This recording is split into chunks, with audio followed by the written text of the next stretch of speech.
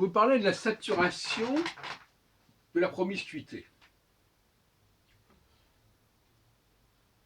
et de ce que j'appelle plus concrètement la familiarité. C'est une expression qui a un peu disparu du langage actuel. Pas de familiarité, disait-on autrefois, de mon temps, si on peut dire. Ça voulait dire quoi, pas de familiarité?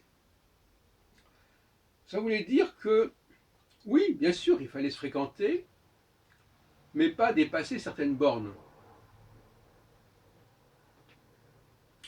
Oui. Et c'est un souci, c'est un dilemme. Est-ce que je peux aller vers quelqu'un qui n'appartient pas au même groupe que moi, sans tomber dans la familiarité, qui est d'ailleurs quelque part l'histoire de l'égalité? Ben voilà. Et on dit une expression qui dit je ne suis pas ton copain. On n'a pas gardé les doigts ensemble.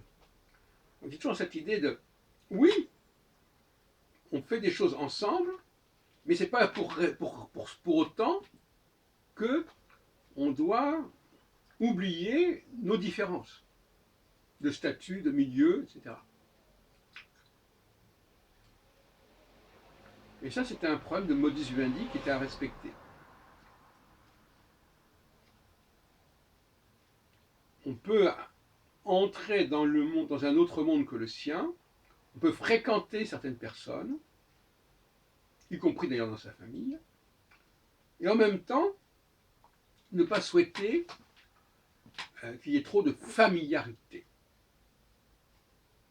C'est-à-dire que les gens se permettent des choses qu'ils se permettent avec leurs copains, mais qu'on n'a pas envie qu'ils se permettent avec nous, par exemple.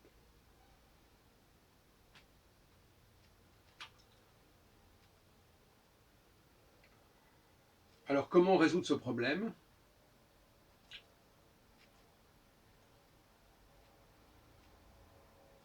Il y a toujours un moment de saturation. C'est-à-dire, il y a un moment où on peut accepter de s'imprégner un petit peu de l'autre, mais il faut quand même garder certaines distances, un certain respect, tenir les gens en respect. Voilà. On se fréquente, mais je vous tiens en respect. Et c'est une façon de dire, c'est la notion de respect qui est une notion assez complexe, d'ailleurs, qui est souvent mal comprise. Respecter quelqu'un, c'est aussi ne pas faire preuve de familiarité. Même dans une famille, par exemple, paradoxalement, entre les parents et les enfants, il ne faut pas qu'il y ait trop de familiarité. D'ailleurs, les petits Anglais appellent leur père, en tout cas sœur. Il y a une distance. On s'occupe de vous, on vit ensemble, mais il ne faut pas trop amalgamer, il ne faut pas trop confondre. Ce n'est pas la même chose. On ne joue pas dans la même cour.